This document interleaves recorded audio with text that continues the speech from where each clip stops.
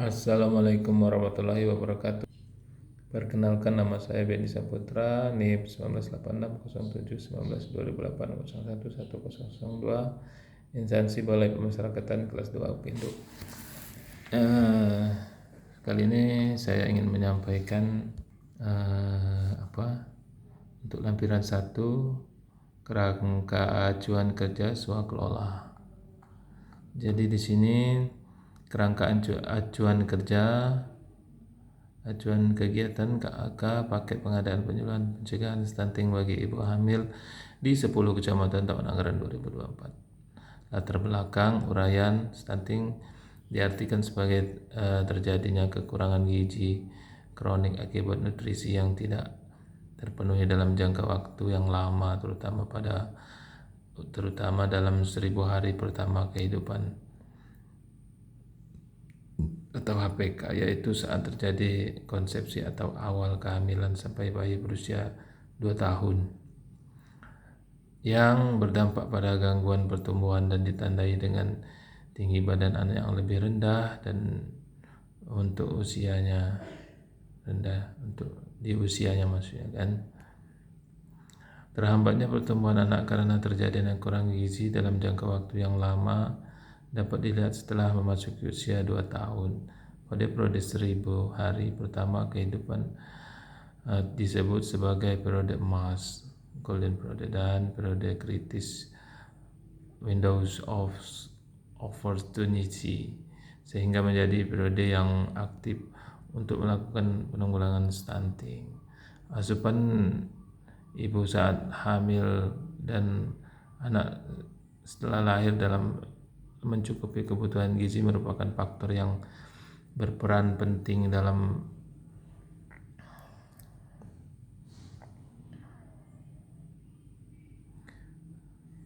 proses pertumbuhan perkembangan dan anak di kemudian hari. Asupan ibu saat hamil dan anak setelah lahir dalam mencukupi kebutuhan gizi merupakan faktor yang berperan penting dalam menentukan kualitas pertumbuhan, perkembangan, dan status kesehatan anak di kemudian hari.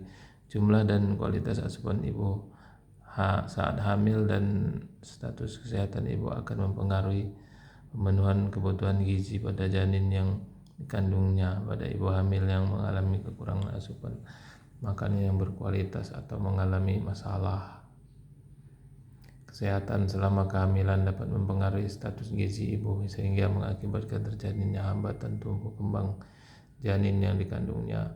Kebutuhan gizi yang tidak mencukupi merupakan faktor utama dalam terjadinya stunting, sehingga untuk mencegah terjadinya stunting diperlukan upaya dalam pencegahan atau mengurangi gangguan gizi secara langsung dan tidak langsung melalui intervensi gizi yang dapat dilakukan selama periode 1000 hari pertama kehidupan atau HPK.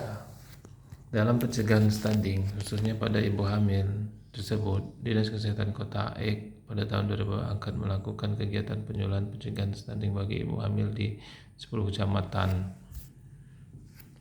Pelaksanaan kegiatan akan dilakukan secara swakelola bekerjasama dengan IBI, Ikatan Bidan Indonesia Regional Kota Ek. Maksud dan tujuan kegiatan ini memberikan pengetahuan kepada ibu hamil akan pentingnya gizi selama hamil untuk mencegah anak lahir dalam kondisi stunting. Tujuannya, kegiatan ini bertujuan menurunkan tingkat stunting di Kota Ek dan meningkatkan kesehatan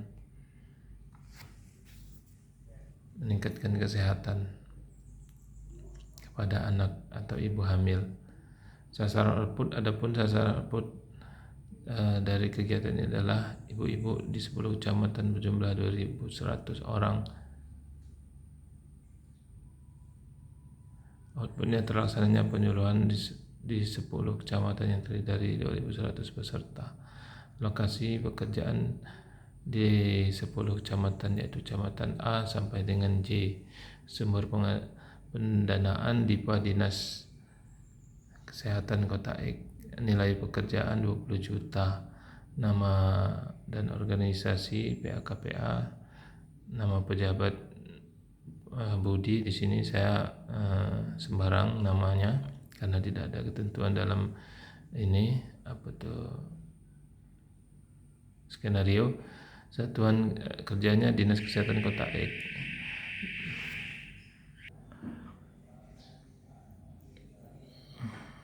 Nama dan organisasi pejabat pembuat komitmen. Nama pejabat pembuat komitmen Weni Handayani, Satuan Kerja Dinas Kesehatan Kota Ek. Ruang lingkup pekerjaan, penyuluhan pencegahan stunting pada ibu hamil. Spesifikasi teknis dan volume pekerjaan, penyuluhan kepada 2.100 ibu-ibu di 10 kecamatan. Peralatan, material, personel, fasilitas dari pejabat pembuat komitmen yaitu 1 snack 2.100 piece, 2 makan siang 2.100 kotak, 3 peserta kegiatan 2.100 orang. Jangka waktu penyelesaian pekerjaan, pengadaan ini dilaksanakan selama 1 hari. Laporan pendahuluan memuat detail kegiatan. Laporan harus diserahkan selama-lamanya 5 hari sejak kontrak ditandatangani dalam bentuk laporan sebanyak 3 laporan. Laporan akhir memuat nama kegiatan, waktu pelaksanaan, tim pelaksana kegiatan, dokumen kegiatan. Laporan harus diserahkan selama-lamanya 12 hari sejak kontrak ditandatangani dalam bentuk laporan sebanyak 3 laporan. Alih pengetahuan, jika diperlukan pelaksanaan swakelola berkewajiban untuk menyelenggarakan pertemuan dan pembahasan dalam rangka alih pengetahuan kepada personel Satuan Kerja PPK. Demikian yang dapat saya sampaikan. Lebih dan kurang saya mohon maaf. Billahi taufiq wal hidayah. Wassalamualaikum warahmatullahi wabarakatuh.